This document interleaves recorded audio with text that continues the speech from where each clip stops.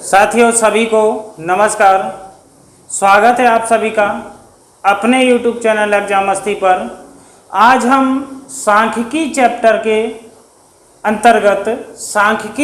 के अंतर्गत माध्यिका और बहुलक, इस क्लास में आप क्या पढ़ने वाले हैं? माध्यिका और बहुलक, इनमें से किस प्रकार के प्रश्न परीक्षा में पूछे जाते हैं, उन पर आज चर्चा करेंगे इस क्लास में कि माध्यिका के अंतर्गत कितने तरीके के क्वेश्चन आते हैं और बहुलक के प्रश्न किस प्रकार के पूछे जाते हैं परीक्षा में।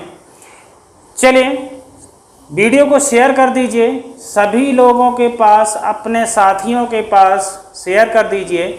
आ जाइए सभी लोग एक साथ, और आज सांख्यिकी चैप्टर के अंतर्गत पूरा निचोड़ निकाल देंगे माध्यिका और बहुलक का। तो बने रहिए मेरे साथ, सभी साथियों को जोड़ दीजिए एक साथ, शेयर कर दीजिए वीडियो को। चलिए समझते हैं हम माध्यिका क्या होती है। सबसे पहले हम समझते हैं कि माध्यिका क्या होती है। जरा ध्यान से समझना। माध्यिका, अगर हम माध्यिका की परिभाषा की बात करें, जब आंकड़ों को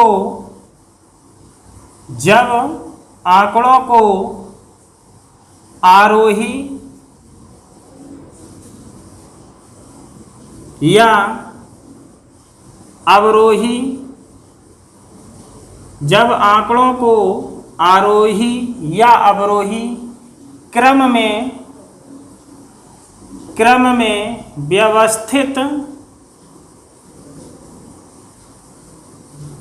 में व्यवस्थित किया जाए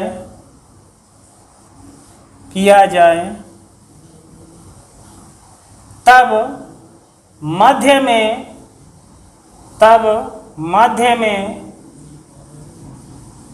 पढ़ने वाला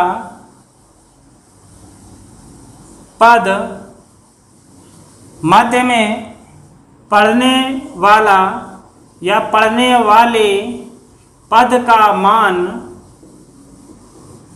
का मान माध्यिका होता है।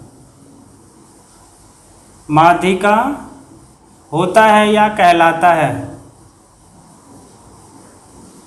जब आंकड़ों को आरोही या अवरोही क्रम में व्यवस्थित किया जाए तो मध्य में पढ़ने वाले पद का मान क्या होता है? माध्यिका होता है।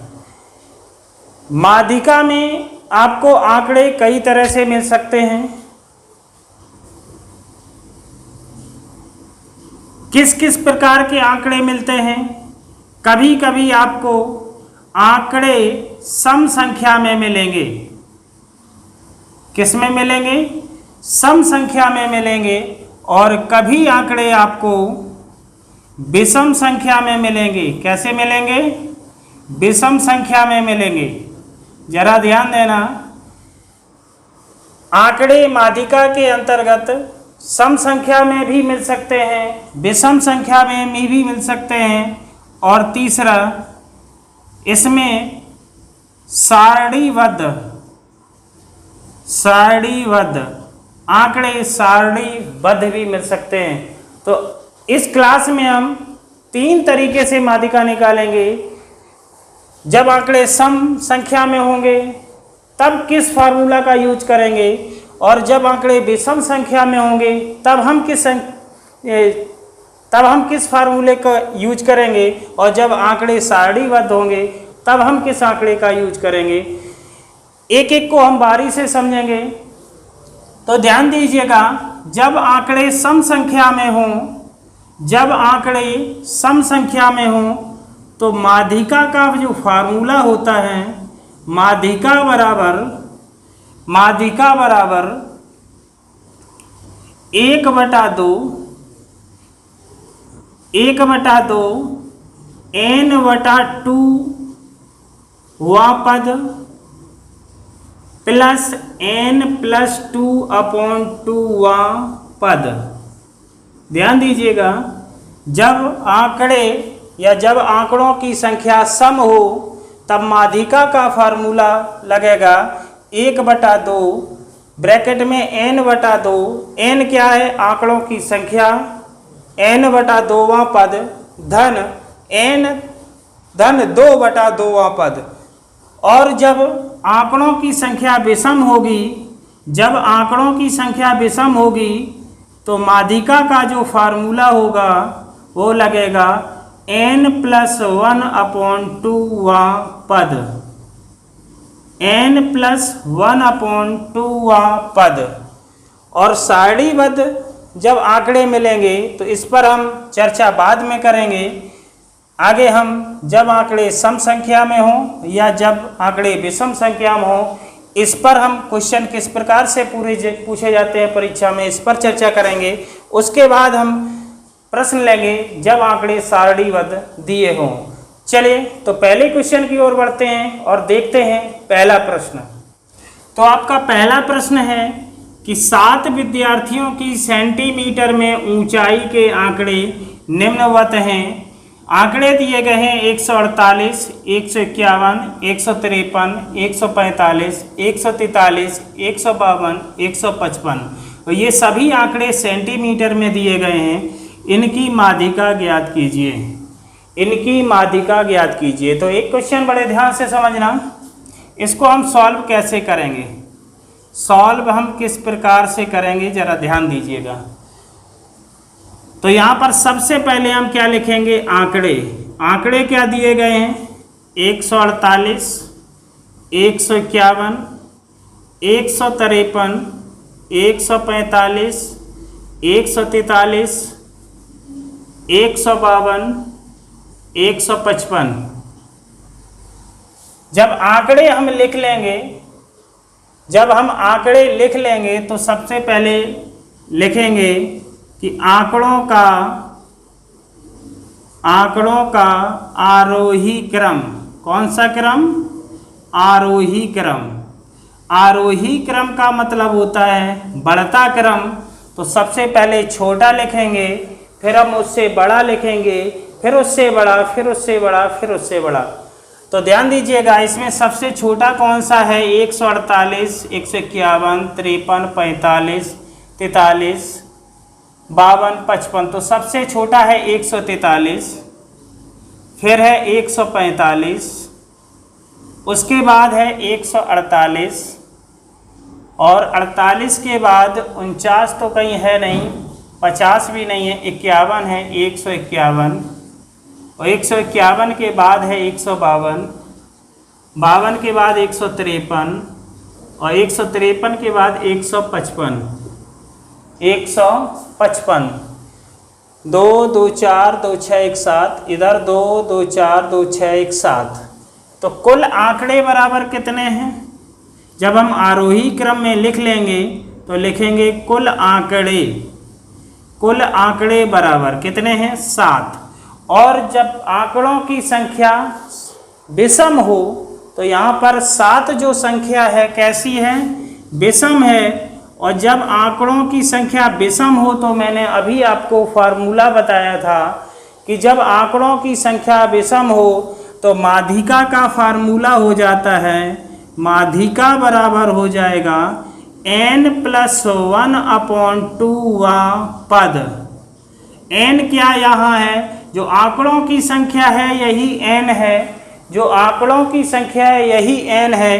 तो n का मान 7 है, तो इधर रखेंगे 7 धन 1/2वां पद, और 7 और 1 हो जाएगा 8/2वां पद। और 8 में जब हम 2 का भाग लगाएंगे तो आएगा 4वां पद। 4वां पद कौन सा है? मतलब चौथा पद। तो किस में देखेंगे? जब मैंने आंकड़ों को आरोही क्रम में लिखा था उसमें हम लिखेंगे, जब आंकड़ों का आरोही क्रम लिखा था उसमें हम देखेंगे चौथे नंबर पर कौन सा है? 1 2 3 4। कौन सा आ रहा है? 151। तो मेरी माध्यिका क्या हो जाएगी? माध्यिका क्या हो जाएगी? 151। तो आप भली बात समझ गए होंगे कि माध्यिका जब आंकड़े विषम दिए गए हों तब माध्यिका हम किस प्रकार से निकालेंगे। इस प्रकार के ही सिंपल प्रश्न डीएलएड परीक्षा में पूछे जाते हैं। यदि ये सवाल आपको अच्छे से समझ में आया हो तो वीडियो को लाइक कर दीजिए। लाइक करने में कंजूसी मत करिए और शेयर करते रहिए अपने दोस्तों के साथ, ताकि वो भी इसको अच्छे से पढ़ सकें। चलिए, ये क्वेश्चन आपको समझ में आया है? अगर कुछ भी डाउट है तो आप कमेंट करके बता दीजिएगा। मैं अगले वीडियो में आपकी जो भी समस्या होगी उसका निदान करने की पूरी कोशिश करूंगा। चलिए अगला क्वेश्चन देखते हैं। दूसरा प्रश्न है आपका कि एक विद्यालय के 7 अध्यापकों की आयु जो वर्षों में दी गई है 25 वर्ष, 57 वर्ष, 32 वर्ष, 23 वर्ष, 42 वर्ष, 30 वर्ष और 47 वर्ष है। आंकड़ों की माध्यिका ज्ञात कीजिए। तो आप लोग जल्दी से इस क्वेश्चन का आंसर देने की कोशिश करिए। जल्दी से इस प्रश्न का आंसर दीजिएगा। कितना आएगा आंसर? जल्दी से इस प्रश्न का आंसर दीजिएगा। जल्दी से इस प्रश्न का आंसर दीजिएगा। कितना आ रहा है? कितना आ रहा है?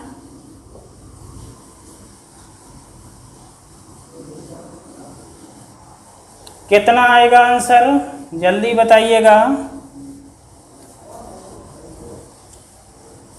सबसे पहले लिखेंगे हम, क्या लिखेंगे? आंकड़े। आंकड़े कितने हैं? 25, 57, 32, 23, 42, 30, 47। फिर क्या लिखेंगे? आंकड़ों का आरोही क्रम। तो सबसे छोटी आगे लिखेंगे। सबसे छोटी इसमें कौन सी है? 23, और 23 के बाद कौन सी है? 25, 25 के बाद 30, फिर 32, और 32 के बाद आ रही है 42, फिर 47, फिर 57। 2, 2, 4, 2, 6, 1, 7। कुल आंकड़ों की संख्या कितनी है? कुल आंकड़े कितने हैं? 7। और 7 कैसी संख्या है? सम है या विषम? 7 कैसी संख्या है? विषम है। तो इसमें माध्यिका का जो फार्मूला लगेगा वो कौन सा होगा? विषम जब आंकड़े हों तब माध्यिका बराबर n+1/2 पद। n का मान 7 है। 7 धन 1/2 पद। 7 में जब 1 जोड़ेंगे तो 8 आएगा, और 8 में जब हम 2 का भाग लगाएंगे तो आएगा 4। तो 4वां पद। और 4वां पद किस में देखेंगे? जब हमने आंकड़ों को आरोही क्रम में लिखा था उसमें चौथा पद कौन सा है? तो 1, 2, 3, 4। तो यहाँ पर कौन सा पद मिल गया? 32।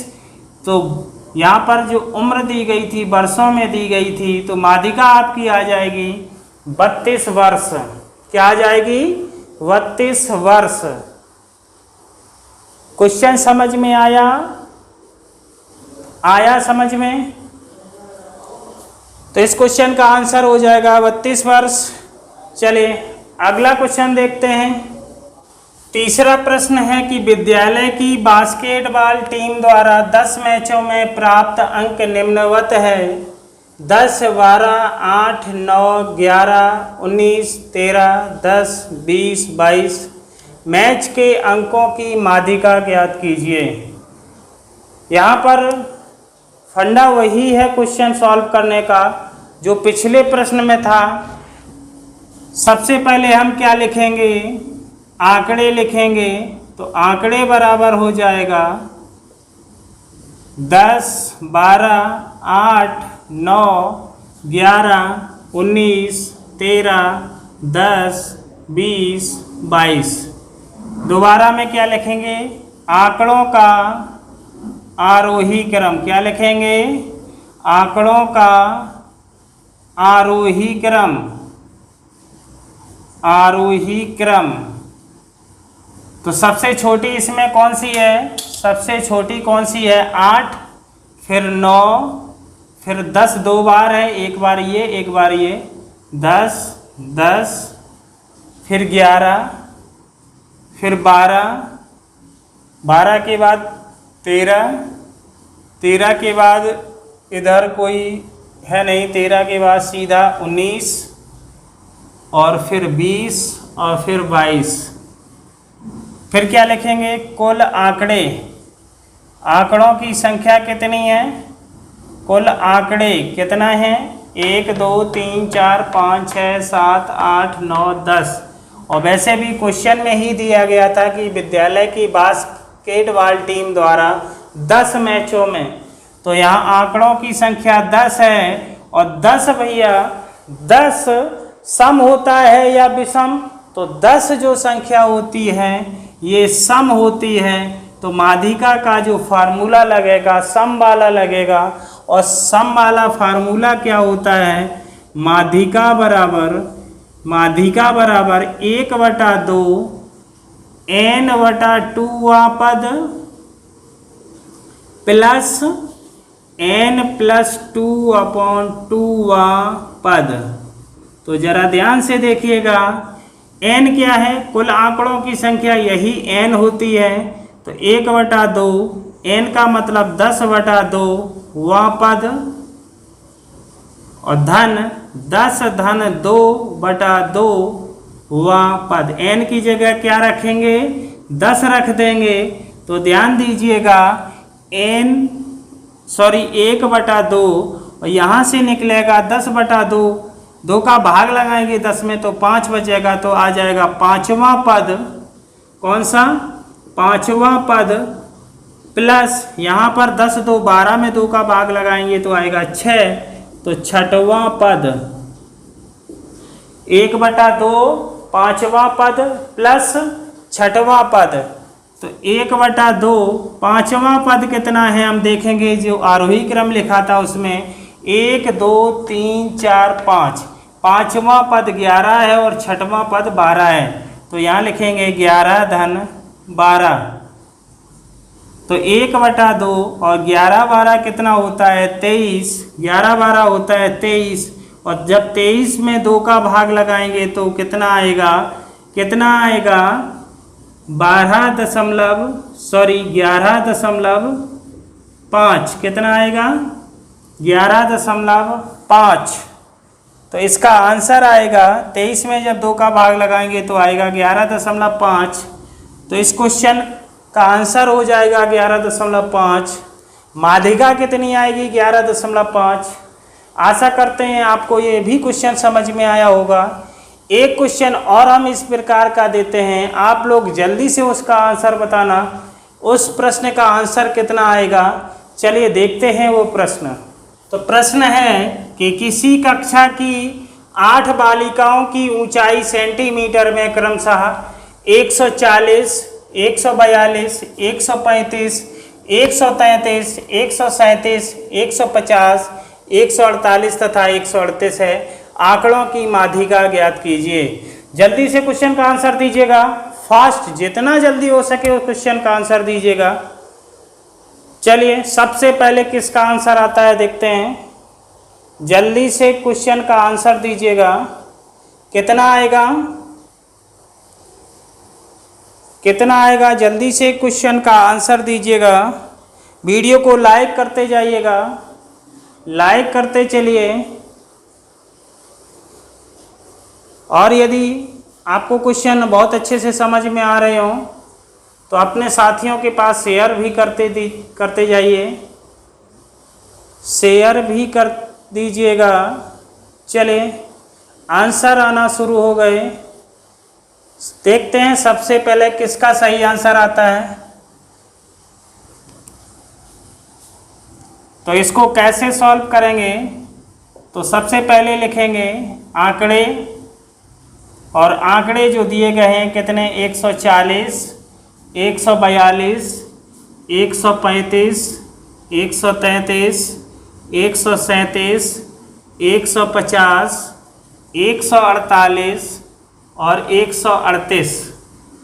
फिर क्या करेंगे, इनका लिखेंगे हम आरोही क्रम। क्या करेंगे, लिखेंगे आरोही क्रम। आंकड़ों का आरोही क्रम तो सबसे छोटी इसमें कौन सी होगी, सबसे छोटी होगी 133, और 33 के बाद 35, 135, 135 के बाद 137, फिर 138, 38 के बाद 140, 140 के बाद 142, 142 के बाद आएगी आपकी 148, 148 के बाद 150। यहाँ पर कितने 8 बालिकाओं की थी, 2 2 4 2 6 2 8, इधर 2 2 4 2 6 2 8। हो गया क्लियर ना। चलिए, तो कुल आंकड़े कितने हैं, कुल आंकड़े कितने हैं, कुल आंकड़े हैं आपके 8, और 8 एक सम संख्या होती है। तो माध्यिका का क्या फार्मूला लगेगा, माध्यिका का क्या फार्मूला लगेगा, 1/2 n/2 पद प्लस n+2/2 पद। n का मान 8 रखिएगा, तो आंसर कितना आएगा, डायरेक्ट मुझे जल्दी बताइएगा। n/2, n का मतलब 8, 8 में 2 का भाग लगाएंगे तो 4, और 4वां पद कितना आएगा, आरोही क्रम वाले में देखिए 1 2 3 4, 4वां पद आएगा 138, प्लस यहाँ पर 8 2 10 में 2 का भाग लगाएंगे 5 आएगा, तो 5वां पद हो जाएगा 140। 1/2 गुणा, इनको जोड़ेंगे 8 0 8, 4 और 3 7, 1 1 2, 2 से काटेंगे तो 2 1 2, यहाँ 2 3 6, बचा 1 2 ने 18। तो इस क्वेश्चन का आंसर कितना आएगा, 139 सेंटीमीटर। 139 सेंटीमीटर इस प्रश्न का सही आंसर होगा। तो किन किन लोगों ने सही आंसर दिया, चलिए आशा करते हैं समझ में आया होगा। अगला प्रश्न हम देखते हैं कि जब आंकड़े सारणीबद्ध दिए गए हों, अभी तक आंकड़े आपको सम संख्या में मिले थे, विषम संख्या में मिले थे, अब क्वेश्चन आएंगे जब आंकड़े सारणीबद्ध हों तब वो प्रश्न कैसे हल करेंगे, जरा इस पर प्रकाश डालते हैं। देखते हैं अगला प्रश्न। चलिए आगे प्रश्न है कि निम्नलिखित बारंबारता बंटन की माध्यिका ज्ञात कीजिए, और यहाँ पर पद दिए गए हैं और पदों की बारंबारता दी गई है। तो इस प्रकार के प्रश्न हम किस प्रकार से सॉल्व करते हैं, जरा ध्यान से देखिएगा। इस प्रकार के प्रश्न हम किस प्रकार से सॉल्व करते हैं, जरा ध्यान से देखिएगा। चलिए स्टार्ट करते हैं इस क्वेश्चन का सॉल्यूशन। ये किस प्रकार से सॉल्व होगा, गर्मी बहुत अधिक है, चलिए ध्यान से देखिएगा। सबसे पहले हम क्या करेंगे, पद लिखेंगे, फिर लिखेंगे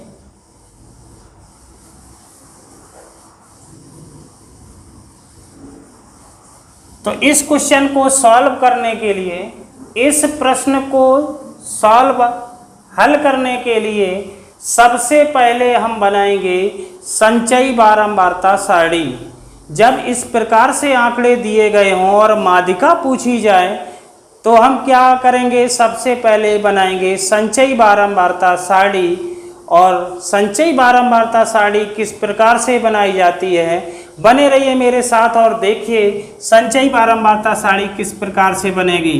तो क्या बनाएंगे, संचयी बारंबारता सारणी। क्या बनाएंगे, संचयी बारंबारता सारणी। और ज्यों ही संचयी बारंबारता सारणी बनी, कंप्लीट हुई, तुरंत ही उसका आंसर आ जाएगा चुटकियों में। जरा ध्यान से देखिएगा किस प्रकार से सारणी बनेगी। तो यहाँ पर सबसे पहले हम लिखेंगे पद, और फिर लिखेंगे उसकी बारंबारता, और फिर लिखेंगे संचयी बारंबारता। क्या लिखेंगे, संचयी बारंबारता। किस प्रकार से बनेगी जरा ध्यान से समझना।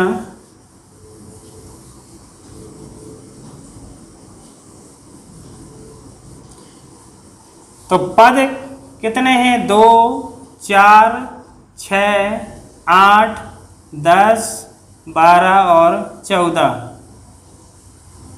ठीक है, ये पद दिए गए हैं। 12 मात्रा है 3, 2, फिर 2, फिर 4, फिर 3 और फिर 1 और 2। ध्यान दीजिएगा किस प्रकार से बनाएंगे संचयी बारंबारता सारणी, देखते रहिएगा।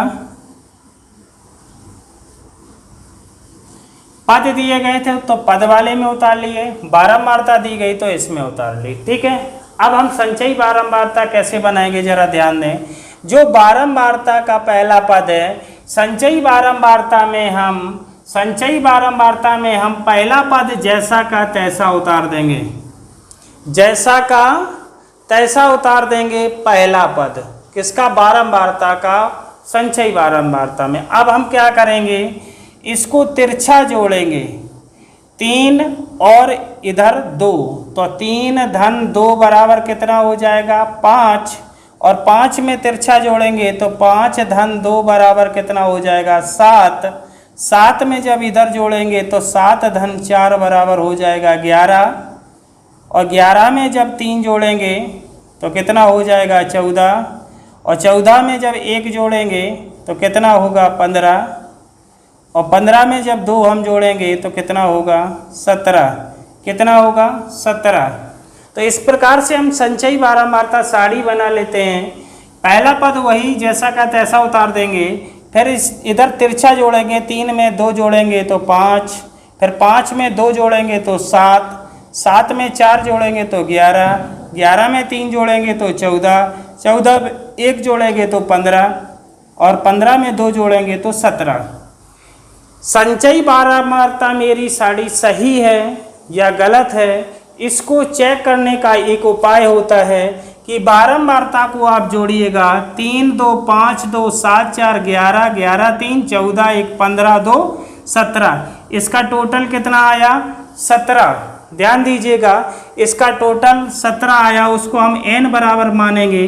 तो ये सारणी सही है या गलत, इसको चेक करने का बहुत ही अच्छा तरीका कि बारंबारता का योग जो होगा वही संचयी बारंबारता का लास्ट पद होगा। यहाँ पर इसका लास्ट पद कितना है? 17 और बारंबारता का टोटल कितना है? 17। यदि दोनों ये एक जैसे हैं तो इसका मतलब मेरी संचयी बारंबारता सारणी सही है। अगर अलग अलग हैं तो फिर से आप चेक कर लीजिएगा इस सारणी को सही है या गलत। अब हम n क्या निकले? आंकड़े निकल आए। तो n क्या निकले? आंकड़े। तो आंकड़े n बराबर क्या हो गया? 17। और 17 क्या होती है? विषम संख्या। 17 कैसी होती है? विषम संख्या होती है। और विषम संख्या का जो फार्मूला होता है माध्यिका का, क्या होता है? माध्यिका बराबर हो जाएगी, माध्यिका बराबर हो जाएगी n + 1/2 पद। क्या हो जाएगा? n + 1/2 पद। और n + 1 इधर देखिएगा, n का मान है 17, तो 17 धन 1/2 पद हो जाएगा। और 17 1 क्या हो जाएगा? 18। 18 में 2 का भाग लगाएंगे तो 9वां पद आएगा।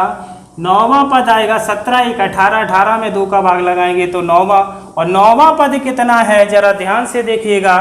अब हम संचयी बारंबारता सारणी में देखते हैं, इसमें 3 है, इसमें 5, हमें चाहिए 9वां पद, ये 7 है, अभी भी छोटा है।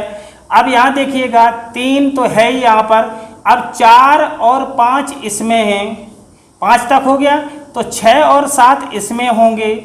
अब 7 तक हो गया तो 8, 9, 10 और 11 इसमें हैं, तो मुझे चाहिए 9वां, तो ये तो 7 ही हैं। तो अब 8, 9 और 10 और 11, क्योंकि यहाँ पर 11 लिखे, तो ये 4 पद किसमें हैं? इस 11 वाले में ही है। तो 11 के सामने वाला कौन सा होगा? 11 के सामने वाला इधर, 11 चौथे नंबर पर है, चौथे नंबर पर इधर आएगा 4, और इसका पद कौन सा होगा? 8। कौन सा होगा 8। तो ये किस प्रकार से 9वां पद आया है, यहाँ तो 7 तक है, 8, 9, 10 और 11 इसमें होंगे तो 11 के सामने वाला पद 8 है, तो माध्यिका भी हमारी क्या हो जाएगी 8। माध्यिका क्या हो जाएगी 8। तो इस क्वेश्चन का आंसर आप समझ गए होंगे किस प्रकार से ये क्वेश्चन सरलता पूर्वक सॉल्व किया जाता है। सबसे पहले हम संचयी बारहमासा सारणी बनाएंगे और यहाँ पर n का मान निकालेंगे। n यदि सम है तो सम का फार्मूला लगाएंगे, यदि n विषम है तो विषम का फार्मूला लगाएंगे। तो इस प्रकार से आप समझ गए होंगे कि जब बारंबारता बंटन दिया जाए तो उसकी माध्यिका निकालने के लिए कहा जाए, तो इस प्रकार से हम क्वेश्चन को सॉल्व कर लेते हैं। चलिए एक और प्रश्न देखते हैं कि जब आंकड़ों की संख्या कैसी आएगी, सम। तो सम जब आए, इस प्रकार के प्रश्न में आंकड़ों की संख्या जब सम आए तो उस प्रश्न को कैसे हल करेंगे, तो देखते हैं वो प्रश्न। अगला प्रश्न है कि किसी कक्षा के 24 शिक्षार्थियों की आयु जो वर्षों में दी गई है उसके आंकड़े निम्नलिखित हैं। ये आंकड़े दिए गए हैं और पूछा गया है कि आंकड़ों की माध्यिका ज्ञात कीजिए। आंकड़ों की माध्यिका ज्ञात कीजिए। तो इस क्वेश्चन को कैसे सॉल्व करेंगे, जैसे कि पिछला प्रश्न मैंने सॉल्व किया था उसी प्रकार से इस प्रश्न को भी हल करेंगे। तो सबसे पहले बनाएंगे संचयी बारंबारता सारणी। क्या बनाएंगे, संचयी बारंबारता सारणी। तो ध्यान से देखिएगा, बनाएंगे हम संचयी बारंबारता सारणी। तो किस प्रकार से बनाएंगे, ध्यान दीजिएगा। सबसे पहले लिखेंगे आयु, दूसरा शिक्षार्थी और तीसरा बनाएंगे संचयी बारंबारता। जरा ध्यान दीजिएगा। तो इसकी सारणी किस प्रकार से बनाएंगे, तो आयु कितनी कितनी दी गई है 12, 13, 14, 15 और 16। इधर शिक्षार्थी हैं 4, 5, 4, 6, 5। संचयी बारंबारता सारणी बनाएंगे। तो पहला, फिर एक बार समझ लीजिएगा, पहला तो हम जैसा का तैसा ही उतार देंगे, जिस प्रकार से दिया गया है उसी प्रकार से उतार देंगे। तो 4 का 4 रहेगा। अब हम थोड़ा तिरछा जोड़ेंगे, 4 को 5 से जोड़ेंगे तो 5 धन 4 बराबर कितना हो जाएगा 9। और इधर अब 9 को 4 से जोड़ेंगे तो 4 धन 9 बराबर हो जाएगा 13। और 13 को 6 से जोड़ेंगे तो 6 धन 13 बराबर कितना हो जाएगा 19। 19 को 5 से जोड़ेंगे तो 5 धन 19 बराबर कितना हो जाएगा 24। अब हम इसको जोड़ के देख लेते हैं। n का मान यहाँ से निकलेगा 4, 5, 9, 9, 4, 13, 13, 6, 19, 19 और 5, 24, 19 और 5, 24। तो 24 ये कैसी संख्या है, सम संख्या है। तो माध्यिका का फार्मूला क्या लगेगा, माध्यिका का फार्मूला क्या लगेगा माध्यिका का फार्मूला 1/2 n/2 पद और धन n+2/2 पद। तो ध्यान दीजिएगा 1/2 n का मान कितना है 24 और 24 में 2 का भाग लगाएंगे तो आएगा 12वां पद। इधर n 24 रखेंगे तो 24 2 26 में 2 का भाग लगाएंगे तो आएगा 13वां पद। अब हम संचयी बारंबारता सारणी में देखेंगे कि 12वां और 13वां पद कितना है। तो 1/2 इधर 12वां पद देखेंगे, यहाँ तक तो 9 है, 9 के बाद 10, 11, 12, 13 तक इसमें है। तो इसी में 12वां पद है और इसी में 13वां पद है। तो इसकी सीध किससे जा रही है 14 से। किससे जा रही है 14 से। तो 12वां पद भी 14 हो गया और 13वां पद भी 14 हो गया। जरा ध्यान से देखें, जब यहाँ पर 12वां और 13वां पद आया तो मैंने देखा ये 4, ये 9 तक हैं। अब 9 के बाद सीधा 13 आ रहा है। तो 10, 11, 12 और 13, ये सब किस में है, इसी में होंगे कि ये 9 ही तक है। 9 से आगे बढ़ेंगे तो 10, 11, 12, 13 ये इसमें आएगा। तो इसकी सीध पे इसका पद कौन सा है, 14। तो 12वां भी यही हो जाएगा और 13वां भी यही हो जाएगा, क्योंकि यहाँ पे तो 9 है, 10, 11, 12, 13 इसी में सब है 14। तो यहाँ पर 1/2 गुणा 14, 14 28 हो गया। 28 में 2 का भाग लगाएंगे तो 14। माध्यिका कितनी आ जाएगी, 14। तो इस प्रकार से माध्यिका के जितने भी क्वेश्चन पूछे जाते हैं, जितनी तरह से पूछे जाते हैं, मैंने आपको सारे के सारे समझाए। अब हम थोड़ा बढ़ते हैं बहुलक की ओर। बहुलक से किस प्रकार के प्रश्न पूछे जाते हैं जरा इस पर डिस्कस करेंगे। स्क्रीनशॉट लेना है तो ले लीजिएगा जल्दी। चलिए फिर हम बढ़ते हैं बहुलक की ओर और बहुलक पर भी प्रश्न देखते हैं। चलिए ध्यान से देखिएगा, ये 4 प्रश्न लिखे हुए हैं कि 10 विद्यार्थियों द्वारा 15 में से प्राप्त किए गए निम्नलिखित अंकों का बहुलक ज्ञात कीजिए। तो अब बहुलक के बारे में सबसे पहले समझ लीजिए, फिर उसके बाद क्वेश्चन सॉल्व करिएगा कि जिन आंकड़ों की बारंबारता सबसे अधिक हो, जिन आंकड़ों की बारंबारता सबसे अधिक हो वही बहुलक होता है। मतलब जो पद या जो अंक या जो संख्या सबसे ज्यादा बार आई हो वही क्या होता है, बहुलक। ज्यादा बार आई हो इसका मतलब है कि जिसकी बारंबारता, ज्यादा बार आना वही बारंबारता, मतलब बार बार, मतलब जितना सबसे अधिक बार जो आए, जिसकी बारंबारता सबसे अधिक हो वही क्या होता है, बहुलक। तो बहुलक के बारे में आप समझ गए होंगे। तो इसमें बहुलक कितना होगा जरा आंसर बताइएगा 7वें प्रश्न का। इसमें सबसे अधिक कौन आया है, सबसे अधिक बार। तो इसको सॉल्व करने का सबसे सरल तरीका कि आप कभी भी प्रश्न गलत नहीं करेंगे, तो सबसे पहले लिखेंगे हम आंकड़ों का, क्या लिख लेंगे, आरोही क्रम। आंकड़ों का आरोही क्रम लिख देंगे, आरोही क्रम। तो आरोही क्रम सबसे पहले लिखेंगे। तो सबसे छोटा कौन सा है इसमें, 9। 9 कितनी बार आया है, 2 बार, 9,9। फिर उसके बाद 10, 1, 2, 3, 4 बार आया है, 1, 2, 3 और 4 बार आया है।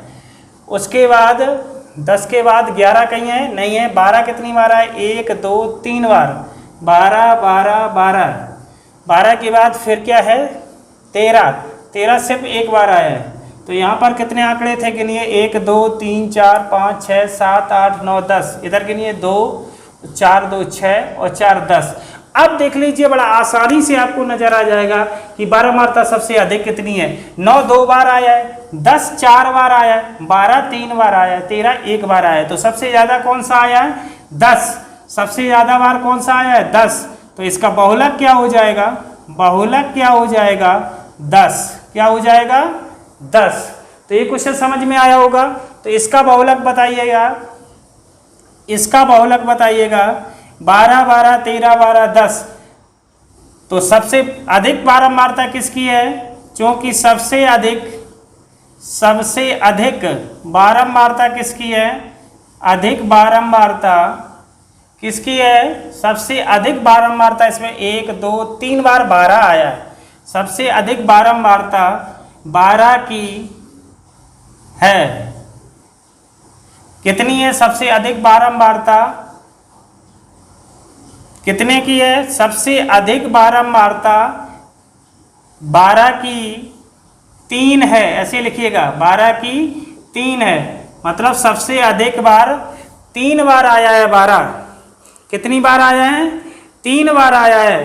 तो इसका बहुलक कितना हो जाएगा, तो सबसे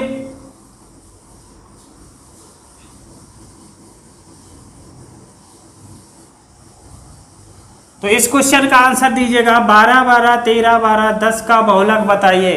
12 12 13 12 10 का बहुलक बताइए कितना आएगा।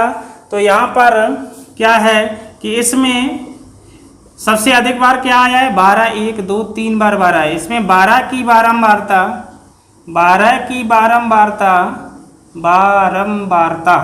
बारंबारता सबसे अधिक है, सबसे अधिक है कि नहीं। सबसे अधिक बार तो 12 ही आया है, इसलिए बहुलक क्या हो जाएगा, बहुलक हो जाएगा आपका 12। कितना हो जाएगा? 12। इसमें कितना बहुलक होगा? सबसे अधिक बार कौन सा आया है जरा ध्यान से देखिएगा, जल्दी से आंसर दीजिएगा। इसका बहुलक क्या होगा? क्या आया है इसमें? जरा ध्यान दीजिएगा, इसका बहुलक कितना आएगा? कितना आएगा जल्दी बताइएगा। इसमें 12 के सबसे अधिक बार आया है 1, 2, 3 और 4 बार। सबसे अधिक 4 बार 12 आया है, तो इसका बहुलक कितना हो जाएगा? बहुलक कितना हो जाएगा? 12। कितना हो जाएगा? 12। इसका जल्दी बताइएगा। 19, 25, 36, 38, 20, 18, 38। 38 के बाद सॉरी यहाँ पर 3 ही है, सही है संख्या 38, 3 फिर 38, 22, 38, 38, इतना ही है, सही क्वेश्चन है। कितनी बारंबारता आएगी? सबसे अधिक कितनी बारंबारता है या किसकी बारंबारता आएगी? तो सबसे अधिक बार मुझे दिखाई दिया 38, 1, 2, 3, 4, 5, 5 बार 38 आया है। किसने किसने सही आंसर दिया? 38। इसका क्या हो जाएगा? बहुलक। इसका बहुलक कितना हो जाएगा? 38। तो ये क्वेश्चन आपको बेहतर से समझ में आया? आया कि नहीं आया? नहीं आया तो कमेंट जरूर करिएगा, आया तो भी कमेंट करिएगा। चलिए, बहुलक से एक और प्रकार से प्रश्न पूछे जाते हैं, उस पर भी हम थोड़ा प्रकाश डाल लेते हैं और बढ़ते हैं अगले प्रश्न की ओर।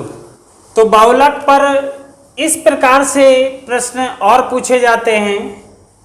प्रश्न है कि निम्नलिखित बारंबारता बंटन का बहुलक ज्ञात कीजिए। निम्नलिखित बारंबारता बंटन का बहुलक ज्ञात कीजिए। पद दिए गए हैं और बारंबारता दी गई है।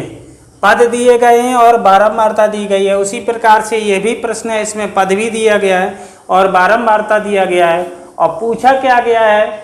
पूछा क्या गया है? बहुलक। तो यहाँ पर सबसे पहले आपको ये देखना है कि बारंबारता सबसे अधिक कहाँ है। बारंबारता ये है और सबसे अधिक कहाँ है? 20। तो मतलब इसका ये है कि 12 4 बार आया, 16 10 बार आया, 20 14 बार आया, 24 20 बार आया, 28 6 बार आया। तो सबसे अधिक बार कौन सा आया? सबसे अधिक बार आया 20 बार आया। कौन सा? 24। तो लिखेंगे कैसे? चूंकि सबसे अधिक, या ऐसे लिखें 20 सबसे अधिक बारंबारता है, सबसे अधिक बारंबारता है, बारंबारता है, इसलिए बहुलक बराबर हो जाएगा। सबसे अधिक बारंबारता 20 है, किसकी? 24 की। 24 20 बार आया तो बहुलक कितना हो जाएगा? 24। समझ में आया? इसका कितना हो जाएगा? इसमें सबसे अधिक बारंबारता कहाँ है? 11। तो लिखेंगे चूंकि सबसे अधिक बारंबारता 11 है। सबसे अधिक बारंबारता 11 है, किसकी? 26 की। 26 ही तो आया 11 बार, तो इसलिए बहुलक बराबर कितना हो जाएगा? बहुलक बराबर कितना हो जाएगा? 26 हो जाएगा। 26। तो इस प्रकार से भी प्रश्न बहुलक से पूछे जाते हैं। आशा करते हैं ये प्रश्न आपको समझ में आए होंगे। सारे प्रश्न आपको समझ में आए, अच्छे से आए हैं तो कमेंट करिएगा, ना आए हों तो भी कमेंट करिएगा। गर्मी बहुत अधिक हो जाने के कारण अगला जो सांख्यिकी का जो भी टॉपिक बचा है वो अगली क्लास में हम लेंगे। और ये वीडियो आपको कैसा लगा? अच्छा लगा हो तो लाइक व अपने साथियों के पास शेयर अवश्य करिएगा।